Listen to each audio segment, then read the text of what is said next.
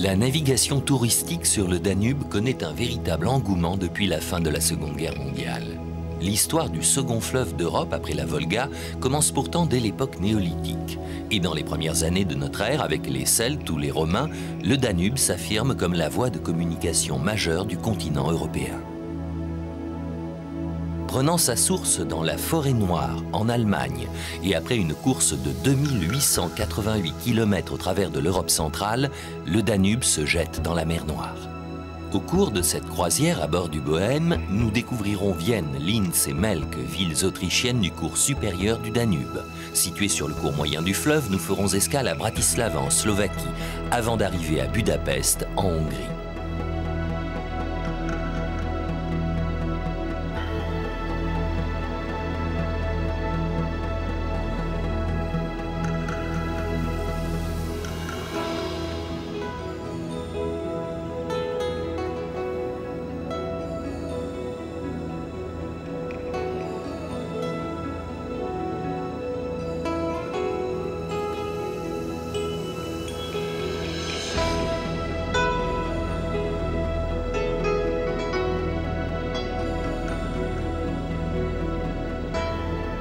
Contrairement à bien des idées reçues, dont Johann Strauss, l'auteur du célèbre Beau Danube bleu, est peut-être l'un des premiers responsables, le Danube ne coule pas au cœur de Vienne. La ville s'étant développée depuis l'époque celte à l'est du fleuve, le centre historique de la capitale autrichienne est situé à quelques kilomètres des quais où le Bohème s'apprête à accoster.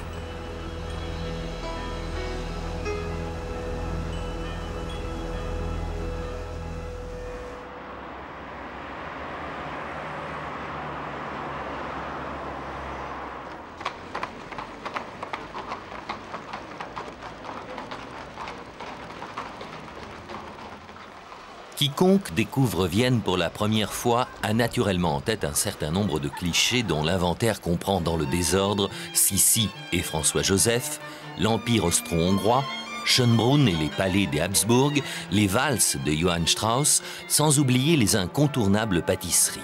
Une ville nostalgique, assoupie dans le confortable décor bourgeois d'un 19e siècle finissant.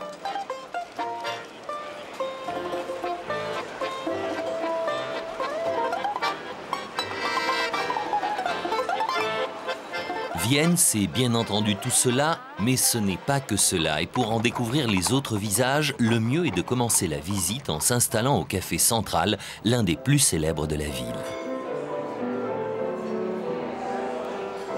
Ici, nous sommes dans un vrai café de Vienne. Il y a certaines caractéristiques. Par exemple, il y a beaucoup de place. Deuxièmement, le garçon, il porte le smoking, il porte un nœud de papillon. Et on l'appelle Herr Ober, ce qui veut dire, si on traduisait, Monsieur le supérieur. Troisièmement, on vous apporte toujours le café avec un verre d'eau du robinet. Il y a les journaux. Dans les grands cafés, il n'y a pas seulement tous les journaux autrichiens, il y a également les grands journaux internationaux. Il y a eu, surtout au début du siècle, quand les gens, les écrivains n'avaient pas forcément un appartement bien chauffé et grand et bien éclairé à la maison, il y a eu beaucoup d'écrivains qui vivaient au café. Là-bas, par exemple, on peut voir Peter Altenberg. Ici, il prenait l'inspiration, ici, il écrivait, ici, il recevait, il rencontrait ses amis. D'un côté, nous nous considérons au cœur de l'Europe, mais d'autre côté, nous sommes aussi un pont. Nous nous considérons comme un pont. Et en effet, encore aujourd'hui, nous sommes entourés de beaucoup de pays qui, jusqu'à récemment, s'appelaient de l'Est, aujourd'hui de l'Europe centrale. Mais pendant longtemps, en effet, l'Autriche avait une très large, longue frontière avec l'Orient. Nachtmarkt. Vienne devient ici tzigane, hongroise, tchèque, mais aussi russe, turque ou bulgare, retrouvant ainsi les couleurs et les accents des peuples de l'Europe centrale dont elle fut pendant si longtemps la grande capitale. Meine Herrschaften, meine Herrschaften, Etikett, wenn ihr ist 35, Ziel in ganze Mahlzeit bitte schön.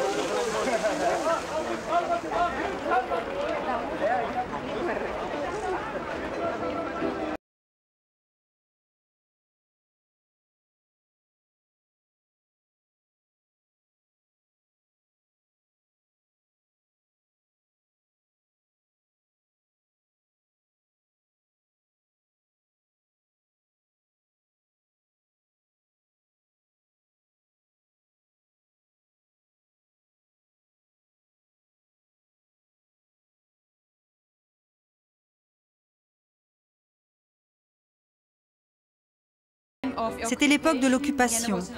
Vienne fut occupée de 1945 à 1955 et l'Autriche, comme Vienne, était divisée en 4 secteurs: américains, français, russes et britanniques. Il y avait un premier district international et tout ce que vous voyez dans le film, que ce soit le marché noir, les cadavres flottant à la surface du Danube, les explosions devant les maisons, tout cela s'est produit réellement à Vienne. Aussi, ce film est-il plus ou moins un vrai documentaire sur cette époque. La Grande Roue a été construite à la fin du siècle dernier. C'était l'époque des changements. L'électricité fut installée à Vienne, ainsi que l'eau courante, 2 ans après que l'impératrice Élisabeth, la légendaire Sissi, ait été assassinée à Genève. C'était la fin du règne de l'empereur François-Joseph, et il avait à faire face à de gros problèmes à l'intérieur du vaste empire austro-hongrois qui englobait tant de différentes nationalités. Et Vienne était encore à cette époque un endroit de paix au milieu de l'Europe centrale. Schönbrunn, où François-Joseph est mort en 1916 à l'âge de 86 ans, connut son apogée au XVIIIe siècle sous le règne de l'impératrice Marie-Thérèse. Au plafond de la Grande Galerie, l'impératrice symbolise au centre d'une vaste fresque allégorique la puissante Autriche entourée des peuples vassaux.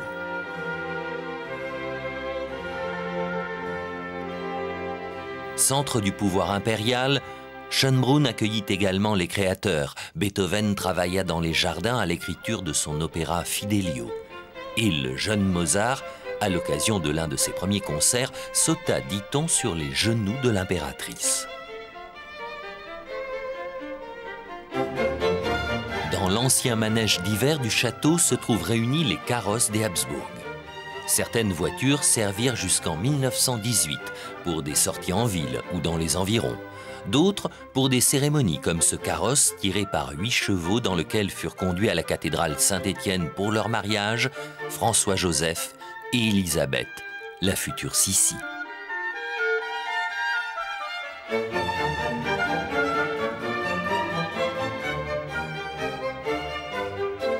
Considérée comme l'une des plus belles femmes de son époque, Sissi devint un mythe après sa mort brutale. Pour beaucoup, son visage se confond inconsciemment avec celui de l'actrice Romy Schneider qui incarna son personnage au cinéma.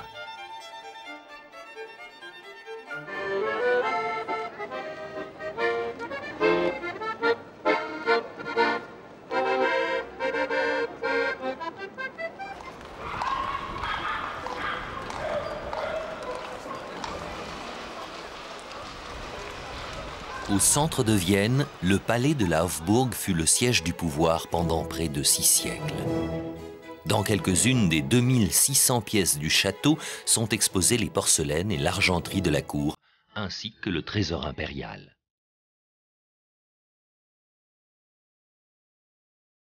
Mais sur le palais de la Hofburg, comme sur celui de Schönbrunn, plane le souvenir de Sissi.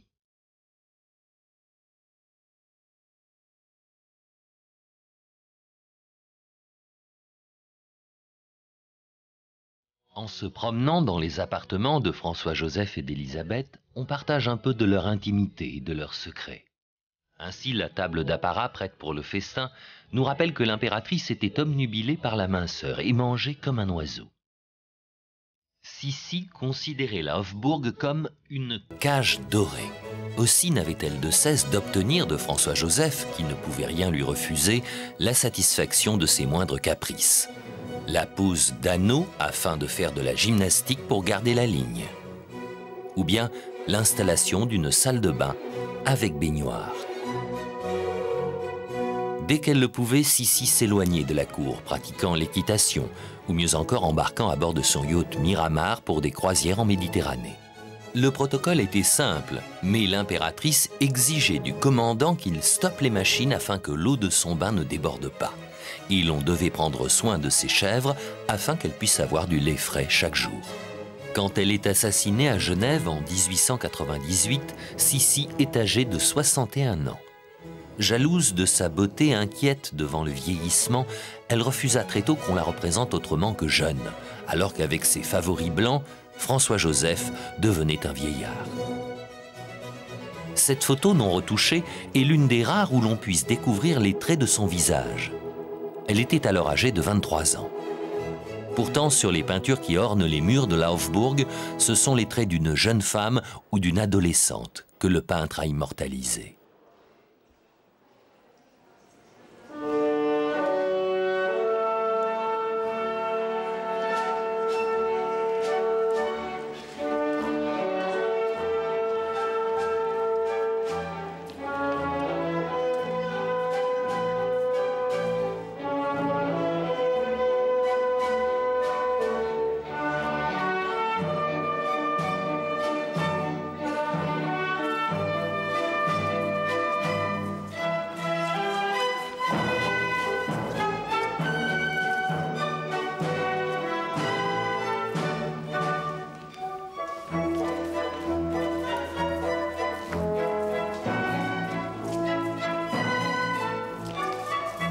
De la fin du XVIIIe jusqu'au milieu du XIXe siècle, Vienne est la capitale européenne de la musique. Gluck, Mozart, Haydn, Beethoven, plus tard Brahms y composent des œuvres majeures. C'est pourtant au nom de Johann Strauss, auteur de 400 valses, que reste attachée l'image de la musique viennoise.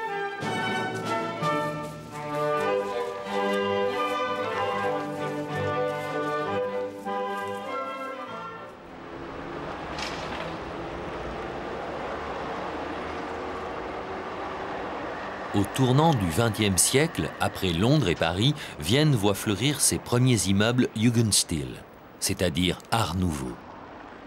Le principal artisan de cette nouvelle architecture, c'est Otto Wagner. On lui doit ses immeubles de la Naschmarkt et aussi les élégantes stations de métro de la Karlsplatz au décor végétal. Les adeptes de l'Art Nouveau décident de quitter la trop conservatrice Maison des artistes et font sécession. La Sécession est un bâtiment très célèbre à Vienne. Il a été construit il y a exactement 100 ans, en 1898, par l'architecte Joseph Maria Holbrich, lui-même un élève d'Otto Wagner, le fondateur du mouvement artistique que l'on appelait Sécession. Il souhaitait retourner aux racines de l'architecture et s'inspirait de l'architecture grecque, des temples grecs. Ainsi, quand vous vous arrêtez en haut de l'escalier, vous avez le sentiment d'être devant la façade d'un temple.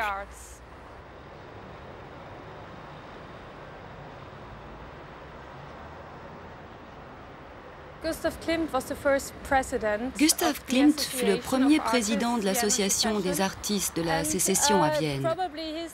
Il est le plus connu parce qu'il était certainement le plus radical des artistes de cette époque. Vous connaissez probablement la frise de Beethoven qui se trouve à l'intérieur de ce bâtiment et la façon si personnelle pour l'époque dont il représentait les corps des femmes.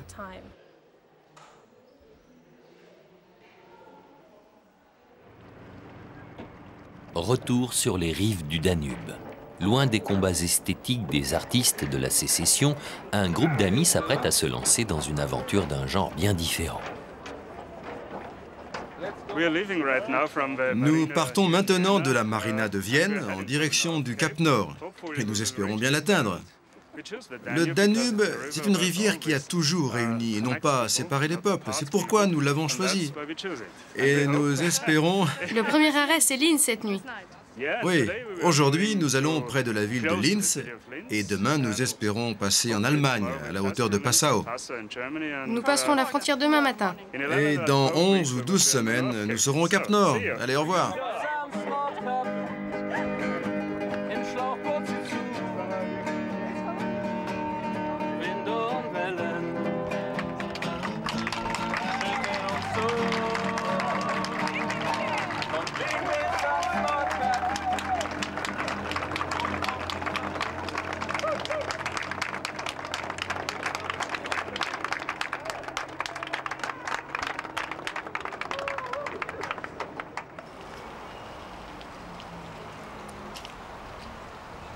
Le palais du Belvédère, dont la façade est inondée de la douce lumière du jour qui s'achève, ressemble à un décor de théâtre que protègent de mystérieux gardiens de pierre.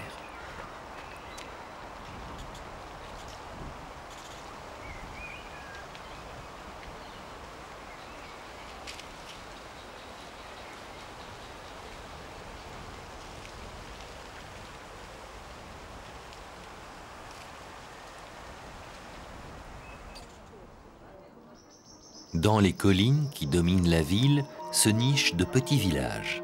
Bien que beaucoup d'entre eux, comme Grinzing, soient devenus très touristiques, les Viennois viennent toujours y passer la soirée.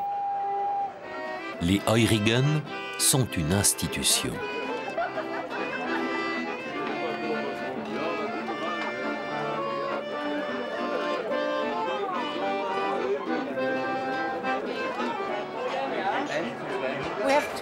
Il y a deux significations pour le mot Heurigen.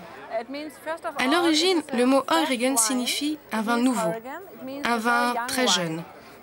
Mais le mot Heurigen désigne également un restaurant, une taverne, comme vous pouvez le voir ici.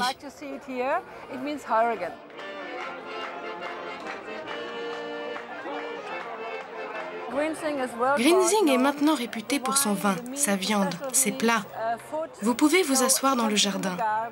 Il y règne une ambiance particulière qu'on ne peut trouver que dans les Heurigen.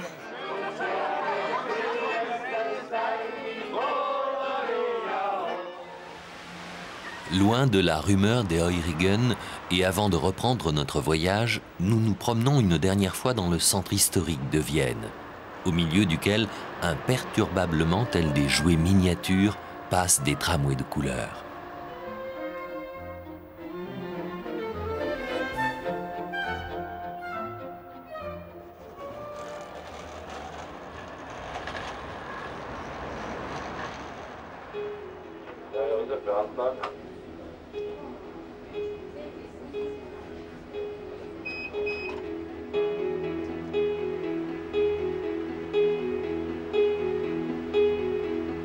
Durant la nuit, le Bohème a quitté Vienne en direction de Linz, situé en Haute-Autriche, à environ 200 km.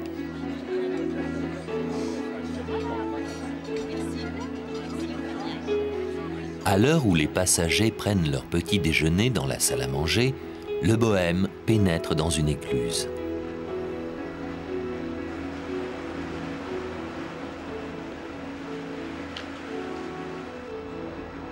Une fois amarré, le bateau n'ayant pas le droit de rester libre à l'intérieur de l'écluse, celle-ci peut se remplir.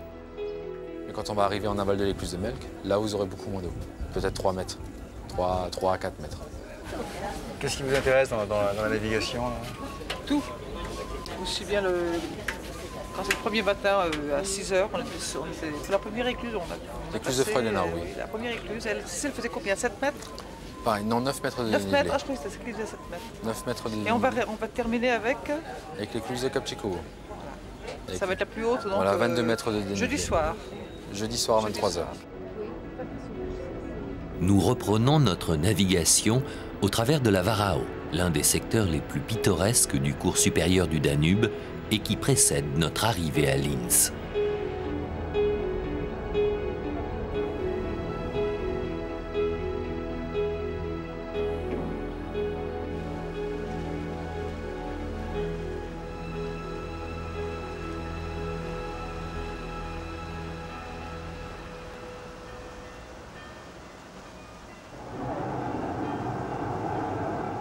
Linz est la troisième ville d'Autriche.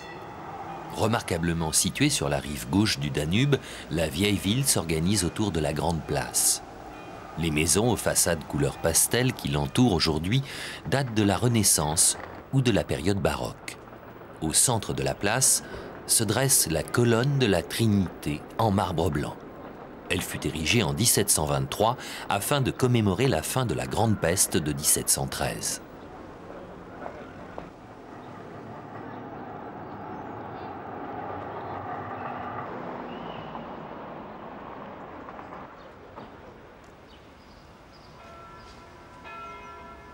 Aménagée au XIIIe siècle, cette place, d'une superficie de 13 000 mètres carrés, est l'une des plus grandes du pays. Dans une petite ruelle proche de la Grande Place, se trouve la boulangerie de Fritz Rath.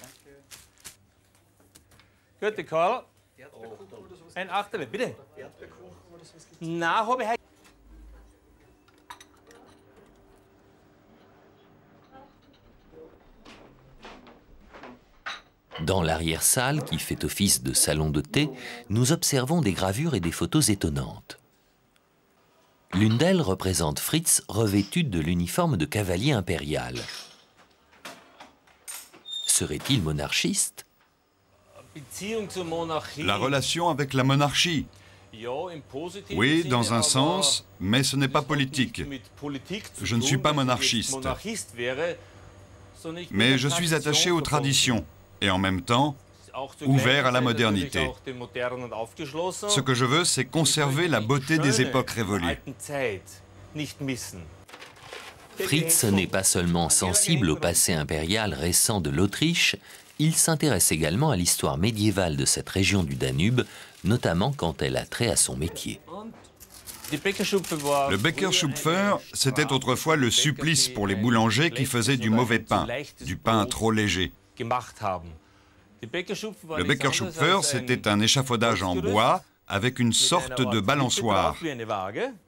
À une extrémité de la balançoire, il y avait un panier. On y enfermait le boulanger et on l'abaissait dans le Danube. On le laissait quelques secondes jusqu'à ce qu'il ne puisse plus respirer. De l'autre côté du pont qui enjambe le fleuve, nous retrouvons Siegfried. Avec ses compagnons Félix et Victor, il anime une association qui s'intéresse à l'histoire de la navigation à l'ancienne dans cette partie de la vallée du Danube. Il y avait autrefois de nombreux types d'embarcations sur le Danube, assurant le transport des marchandises. Il y avait des bacs qui faisaient passer la rivière aux attelages, ou bien des barges qui servaient au transport des marchandises, des produits alimentaires et des passagers. Et puis, il y avait aussi des radeaux qui servaient à transporter le bois jusqu'à Vienne, et même jusqu'à Budapest. Autrefois condamnés au halage quand ils devaient remonter le courant, les navires à passagers deviennent plus nombreux à partir de 1830 avec l'apparition des premiers vapeurs.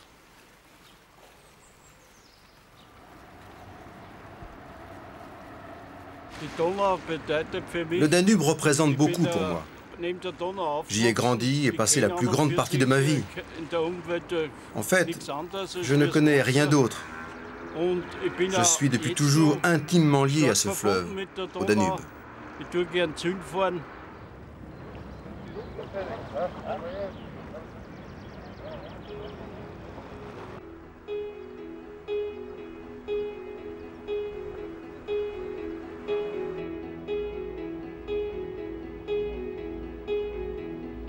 Une nouvelle fois, le Bohème reprend sa navigation dans le sens du courant descendant, en direction de Melk, notre prochaine escale.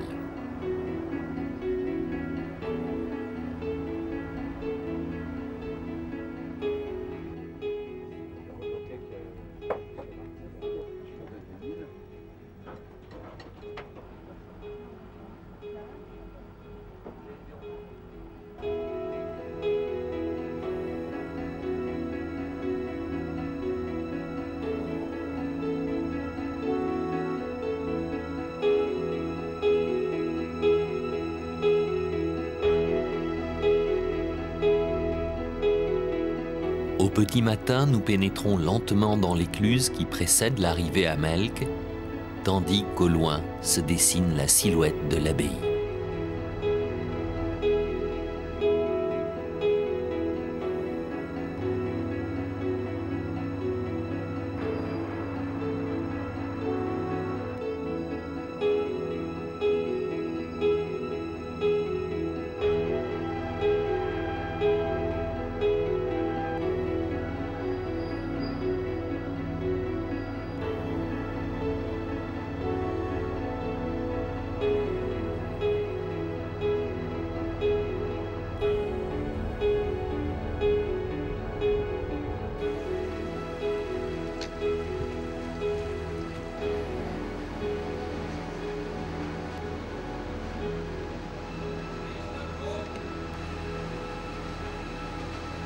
Depuis plus de 1000 ans, Melk, dont le nom slave signifie « ruisseau calme », a été un centre culturel et spirituel important en Autriche.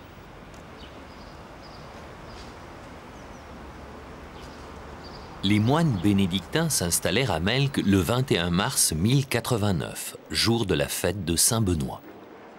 Réforme contre réforme, guerre contre les Turcs, incendie pendant de nombreux siècles, la vie de l'abbaye subit d'incessants bouleversements. Il fallut attendre la Renaissance et le XVIIIe siècle baroque pour que l'abbaye prenne son visage actuel. Dans la grande salle de marbre, où seuls les chambranles et les couronnements des portes sont en véritable marbre de Salzbourg, le plafond est recouvert d'une vaste fresque en trompe-l'œil.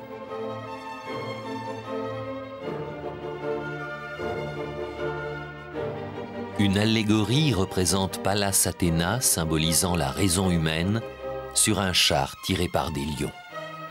Tandis qu'Hercule, abattant Cerbère avec sa massue, symbolise la victoire de la raison sur le mal. Cette double allégorie serait un hommage aux Habsbourg qui, dit-on, gouvernaient en associant la modération de Pallas Athéna avec la violence d'Hercule. Après la salle de marbre, nous pénétrons dans la bibliothèque.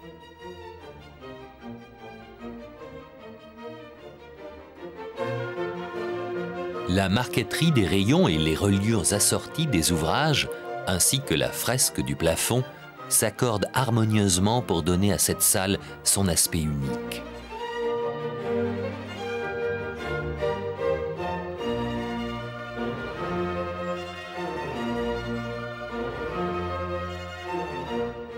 La bibliothèque de Melk comprend 1800 ouvrages, dont certains remontent au début du IXe siècle.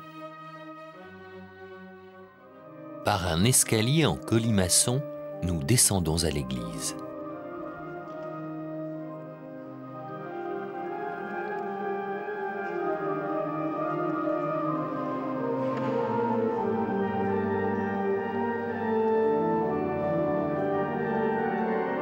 Son architecture intérieure, les tons des fresques et du stuc ainsi que les teintes des tribunes constituent une symphonie de formes et de couleurs où s'harmonisent l'or, l'orange, l'ocre, le gris et le vert. L'abbatiale de Melk est véritablement un chef-d'œuvre de l'architecture baroque.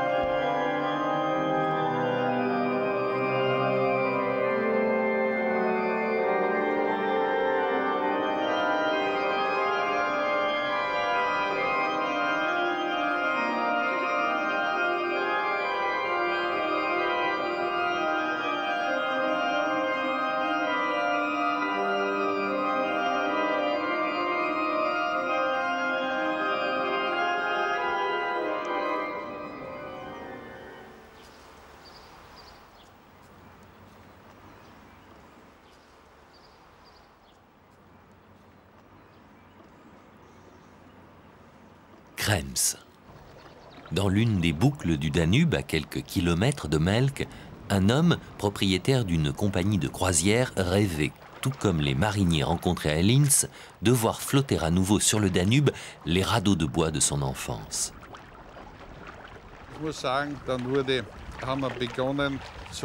On a commencé à construire le radeau, c'était un 2 juin. Quand on a commencé, on était 10, 9 hommes et moi-même. Et en une semaine, le radeau était complètement terminé. On a utilisé pour le construire 240 mètres cubes de bois. Une ou deux fois par an, M. Brandner embarque sur son radeau une centaine de passagers. Comme autrefois, cette navigation sur le Danube lui procure un plaisir intense. Quand j'avais 6 ans, j'allais avec mon père sur un radeau jusqu'à Budapest. C'était en 1938. C'est la vraie nature. Entre chaque battement de rame, il n'y a aucun bruit, pas de moteur. C'est tout simplement merveilleux. C'est une émotion intense que l'on ne peut décrire. Le bohème reprend sa navigation. Ces jeunes Hongroises qui font partie de l'équipage profitent d'un peu de temps libre pour se détendre sur le pont supérieur du navire. Traversant la Varao, partie considérée comme la plus pittoresque du cours supérieur du fleuve, nous découvrons Dürnstein, où le roi Richard Cœur de Lion fut retenu prisonnier au XIIe siècle lors de son retour de croisade. Proche de la rive, nous apercevons la magnifique abbatiale éclatante de bleu clair, dont le clocher baroque est l'un des plus beaux de toute l'Autriche.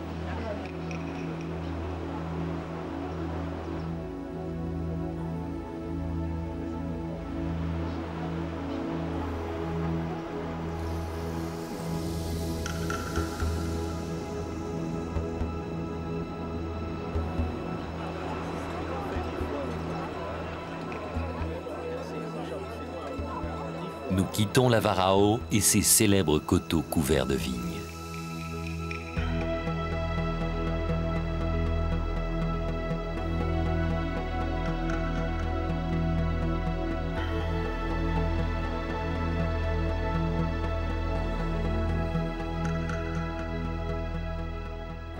Au petit matin, nous accostons à Bratislava, la capitale de la toute jeune République slovaque.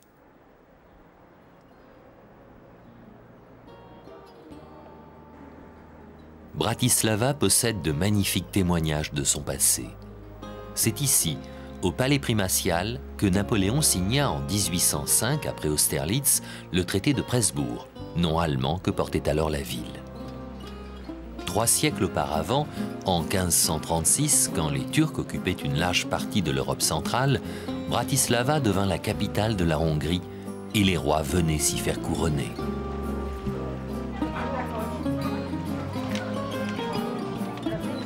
Lieu de promenade et de détente apprécié des habitants, la grande place entourée de palais témoigne de cette splendeur passée.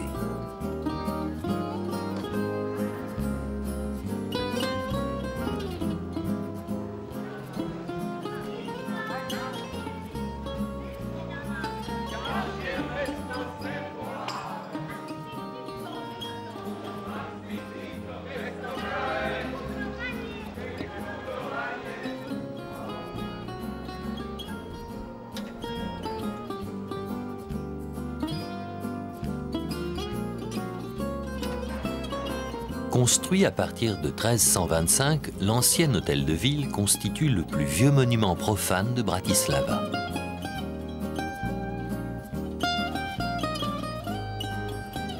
Le château demeure cependant l'ouvrage le plus symbolique de la ville. Campé sur une hauteur, il domine la région et le cours du Danube.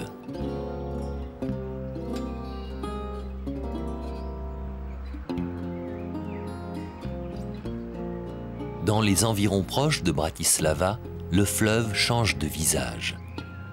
Le bras mort de Sikov, réserve naturelle et refuge pour les oiseaux, est le fruit du caprice de la nature et du long travail du temps. A l'inverse, l'aspect que prend le Danube à Gabčíkovo est dû au travail des hommes. On a surélevé le cours du fleuve afin de faciliter le passage des bateaux modernes de gros gabarit et de protéger la région des inondations.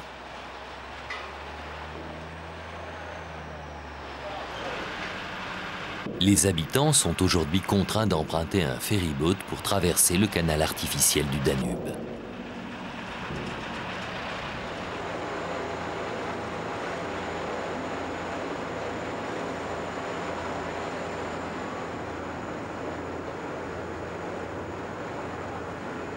Même domestiqué, le grand fleuve n'a rien perdu de sa grandeur auprès des marins qui connaissent ses autres visages et sa puissance cachée. Si j'étais un vrai marinier, bien sûr, et je le suis encore. Mais ça n'est plus la même chose, c'est différent de la vraie navigation sur le Danube. Oui, naviguer sur le cours du Danube, c'est autre chose que de le traverser juste ici. À l'époque, quand je naviguais, j'aimais bien passer les rapides, les cataractes en Roumanie. C'était magnifique, vraiment très beau. Aujourd'hui, je ne sais comment c'est devenu. Il y a 30 ans que je n'ai pas navigué dans cette région.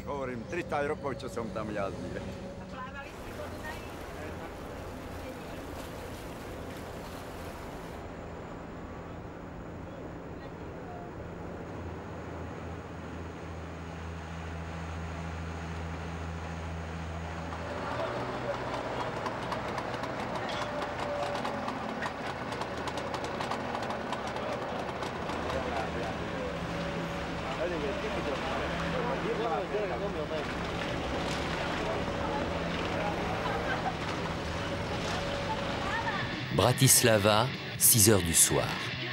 Sur les rives du Danube, face à la vieille ville dont les monuments évoquent les grandes heures de l'histoire, les jeunes Slovaques écrivent la leur, plus pacifique et résolument tournée vers l'Ouest européen.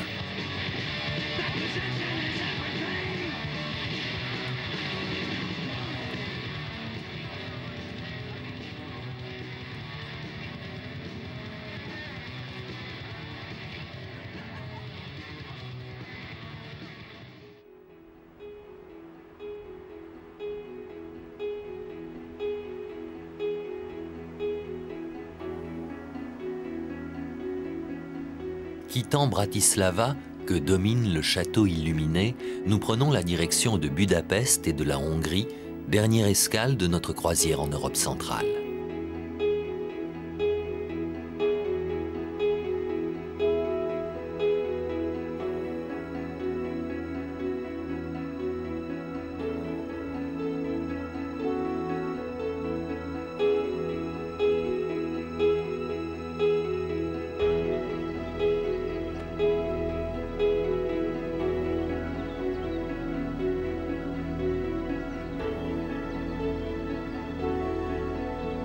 Au matin, les larges boucles que le Danube déroule à Visegrad marquent notre arrivée en terre hongroise.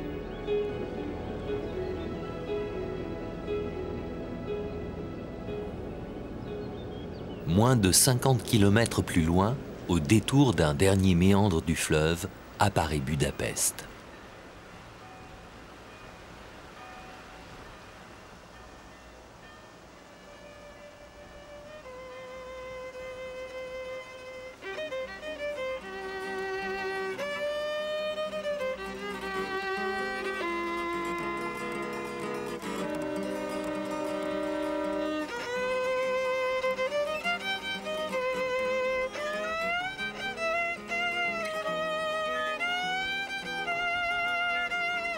Officiellement, 3 autres capitales européennes se trouvent sur le Danube.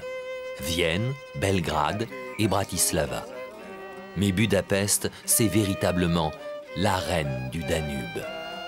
Ici, le fleuve divise la ville et la réunit à la fois. Indissociable, l'histoire de Budapest commence avec celle du Danube.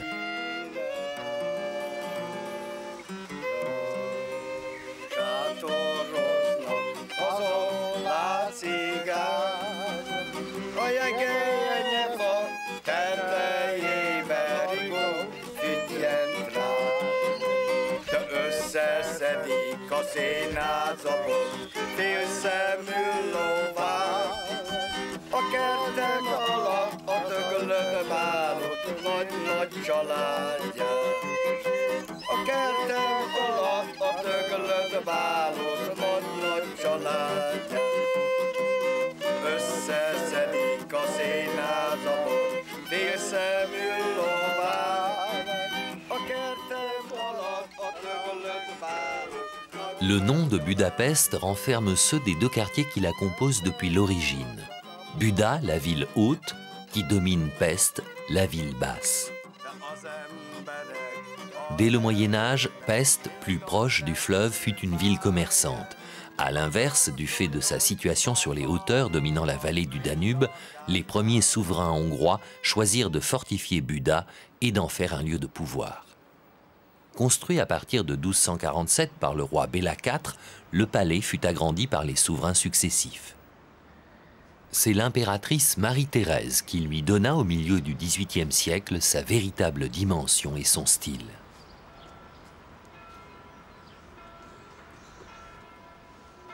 Prolongeant le palais royal et placé sous la protection de Saint-Étienne, le premier roi de Hongrie, se dresse l'église Notre-Dame. Cette église est plus connue sous le nom d'église Mathias. Le roi Mathias Corvin, qui fut le grand souverain de l'âge d'or hongrois, régna au milieu du XVe siècle, prenant le corbeau comme symbole.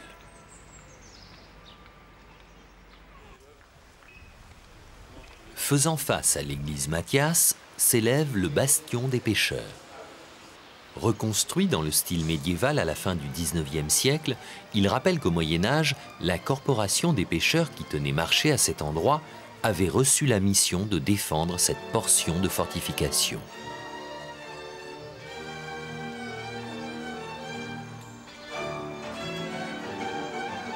Le quartier du château, c'est aussi un ensemble de rues et de ruelles où seules les voitures des résidents peuvent accéder.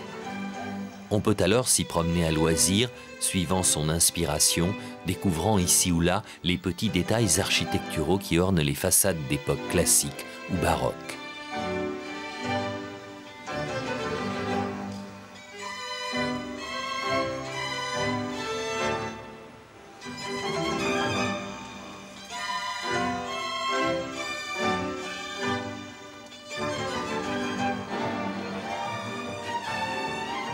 Longeant le Parlement, le Bohème, que nous avons quitté quelques heures plus tôt, prend la direction de Vienne, où l'attendent de nouveaux passagers.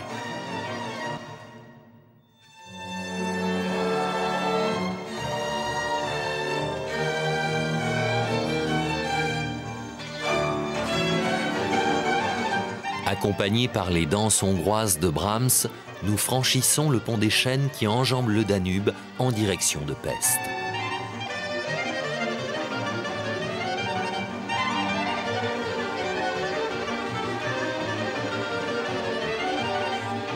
Les Hongrois sont farouchement attachés à leurs racines. Une légende concernant l'origine des tribus hongroises raconte que 2 cavaliers errants conduits par un cerf blanc enlevèrent 2 princesses de grande beauté. Ils se prénommaient l'un Hunor, l'autre Magyar. De cette double union naquit le royaume de Hongrie. Place des Héros, un monument célébrant le millénaire de la conquête des Carpates par les Magyars, honore les chefs des 6 tribus hongroises.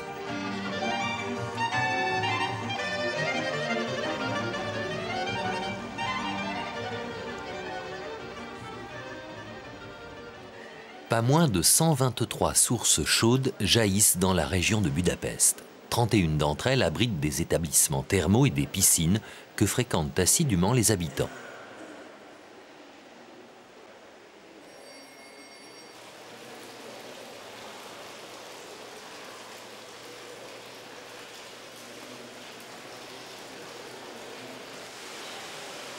L'un des plus spéciaux est celui de l'hôtel Gellert. Construit en 1914 dans le style Art Nouveau, il possède une grande piscine entourée de colonnes torsadées recouvertes de céramique.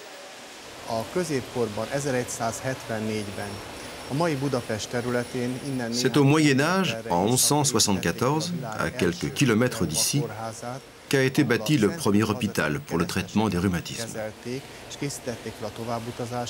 On y soignait principalement les soldats qui étaient de retour de Terre Sainte avant qu'ils ne poursuivent leur chemin.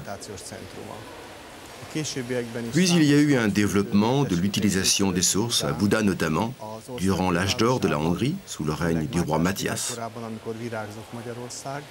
Puis la domination turque est arrivée, qui a duré environ 150 ans. Les Turcs ont détruit le pays, et notamment les thermes. Mais en même temps, ils ont construit leurs propres bains, 5 au total. Ces bains sont toujours ouverts au public. Ils sont très appréciés parce qu'ils sont anciens, ils datent d'environ 500 ans. Les bains datant du XVIe siècle sont sans doute l'aspect le plus remarquable de la présence ottomane à Budapest. Les Turcs de Soliman prirent Budapest en 1541 et ils y restèrent jusqu'en 1595.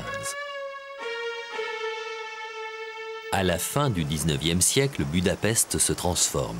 Les ponts métalliques enjambant le Danube font leur apparition. Ainsi que la grande halle réalisée par l'atelier de Gustave Eiffel.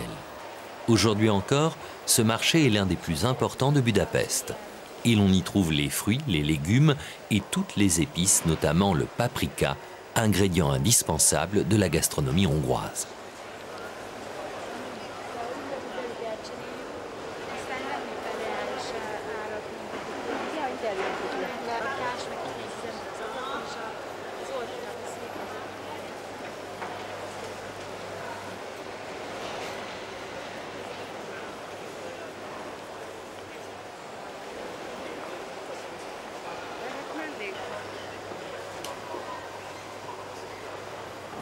Dès sa construction, la grande halle, située au bord du fleuve, était une véritable plaque tournante.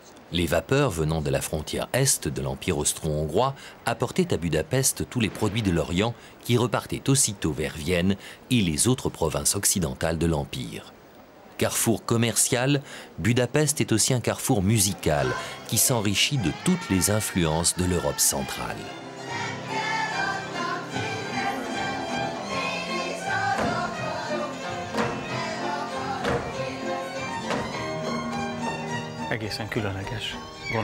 La musique hongroise a un caractère véritablement spécifique. Et on ne peut pas la comparer avec la musique des autres pays européens. Je vous donne seulement un exemple. Chez les Autrichiens, la valse, c'est une musique à 3 temps. Mais quand les Hongrois jouent le czardas, c'est tout retentit. Tout. Notre voix, notre prononciation, l'intonation des mots, l'accent tonique, ils sont toujours sur le premier temps.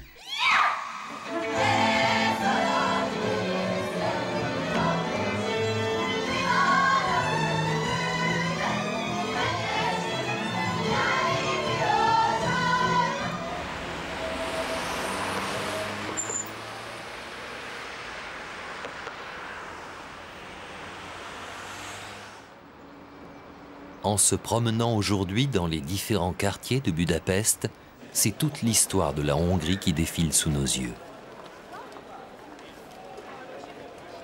L'attachement à l'Empire austro-hongrois de François-Joseph.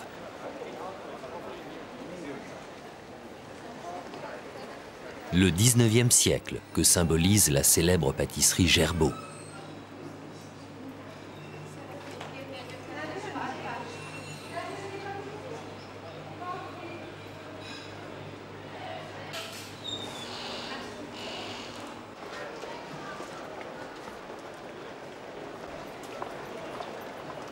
Le début du XXe siècle et l'Art nouveau, influencé par le Jugendstil autrichien.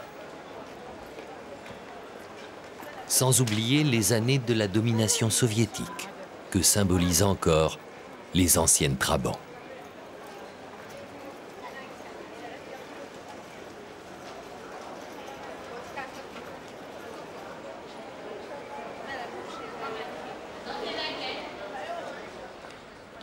À travers toutes ces époques, le peuple hongrois a toujours manifesté son attachement à ses racines et a défendu farouchement sa liberté. À ces valeurs essentielles, il convient d'ajouter un talent inné pour la musique.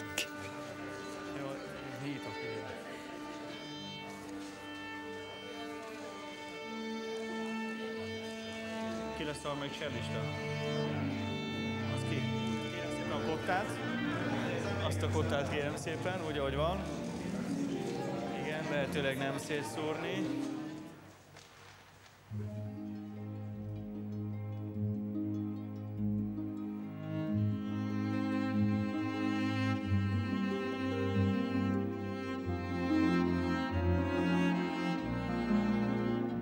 Franz Liszt est avec Bartók le plus grand compositeur hongrois.